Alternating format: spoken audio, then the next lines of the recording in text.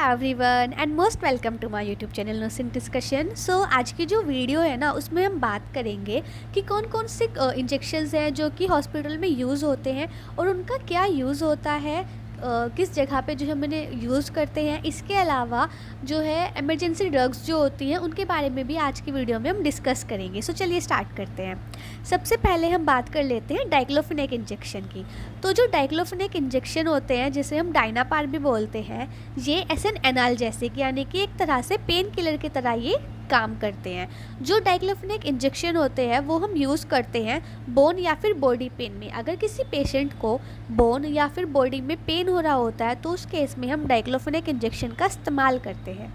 इसके अलावा muscle pain, kidney pen या फिर स्टोन पेन, अगर किसी पर्सन को किडनी में, स्टोन में या फिर मसल में पेन हो रहा है सीवियर अमाउंट में, नॉर्मली क्या होता है कि हम टैबलेट, क्योंकि डाइक्लोफिनेक की क्या है टैबलेट्स भी आती हैं इन केस अगर हमें जो है फास्ट रिजल्ट चाहिए हो, तो जो पेशेंट है उसको सीवियर अनबियरेबल पेन हो रहा है यानी कि वो उसको बियर ही नहीं कर पा रहा है, तो उस केस में जो है हम डाइक्लोफिनेक इंजेक्शन जो है पेशेंट को देते हैं। डाइक्लोफिनेक इंजेक्शन जो है वो इस तरह के जो है एम्प्यूल में आता है। अब बात कर लेते हैं एंटीबायोटिक इंजेक्शन की। तो जो एंटीबायोटिक इंजेक्शन है वो मार्केट में जेंटामाइसिन, एमिकासिन और सेफ्ट्रेक्सोन के नाम से आता है। जो एंटीबायोटिक इंजेक्शन है वो हम यूज़ करते हैं ताकि हम ट्रीट कर सकें और प्रिवेंट कर सकें किसी भी बैक्टीरियल इन्फेक्शन को। अगर किसी पर्सन की बॉडी में बैक्टीरियल इन्फेक्शन हो गया है तो उस केस में जो है हम एंटीबायोटिक इंजेक्शंस का यूज़ करते हैं। तो जो एमिकासिन और जेंटामाइसिन इंजेक्शन जो है आप इस इमेज में देख सकते हैं। इसके अलावा अगर हम सेफ्ट्रेक्सोन की बात करें तो सेफ्ट्रेक्सोन देने से पहले जो है पेशेंट में हम एलर्जिक टेस्ट भी करते हैं कि जो पेशेंट है उसको इस चीज़ से एलर्जी तो नहीं है। एंटीबायोटिक इंजेक्शन देने से पहले सेफ्ट्रेक्सोन के केस में जो है हम उसका जो है एलर्जिक टेस्ट भी करते हैं।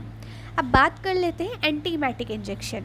तो जो एंटी इमेटिक इंजेक्शन होते हैं वो हम यूज़ करते हैं सीवियर नोज़िया और वॉमिटिंग के केस में। अगर किसी पर्सन को जो है नोज़िया या फिर वॉमिटिंग हो रही है तो उस केस में हम एंटीमाइटिक इंजेक्शन का यूज़ करते हैं। मार्केट में अगर हम बात करें तो डोमिपैरिडोन, ओडेनसेट्रोन, जिसे हम कॉमनली एमसेट, आपने जो है हॉस्पिटल में ड्यूटी करते हुए सुना भी होगा कि जो सिस्टर्स होती हैं वो क्या बोलते हैं, वो बोलते हैं जाओ एमसेट का इंजेक्शन लेकर आओ, तो एमसेट इज़ ओडेनसेट्रोन। इसके अलावा मेटोक्लोप्रोमाइड जो है, ये जो है कुछ एंटीमाइटिक इंजेक्शंस हैं जो कि नॉर्मली यूज़ किए जाते हैं, जैसे कि आप इन्हें इमेज में भी देख सकते हैं। अब बात कर लेते हैं एब्डोमिनल पेन इंजेक्शन की। अगर किसी पर्सन को जो है एब्डोमेन में पेन हो रहा होता है तो उस केस में हम कौन से इंजेक्शंस यूज़ करते हैं। अगर एब्डोमिनल पेन है तो उस केस में डाइसाइक्लोमाइन, रोटावैरिन, हायोसाइन इंजेक्शन जो है यूज़ होता है। जो डाइसाइक्लोमाइन इंजेक्शन है वो यूज़ होता है ताकि जो इरिटेबल बाउल सिंड्रोम है उसको ट्रीट किया जा सके।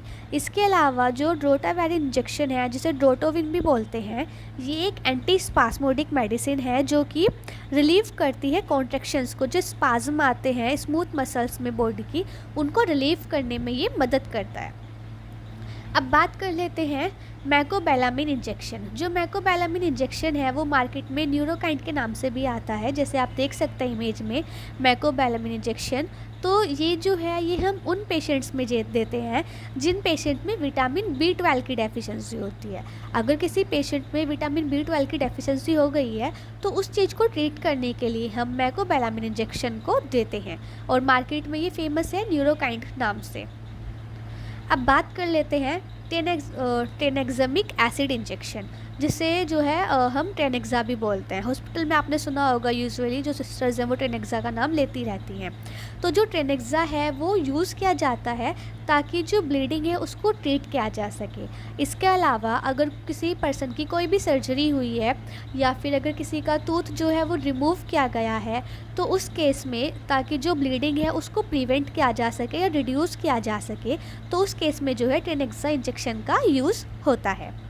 अब बात कर लेते हैं इंजेक्शन फॉर गैस्ट्राइटिस, यानी कि जो गैस्ट्राइटिस का केस होता है उस केस में कौन सा इंजेक्शन यूज़ होता है।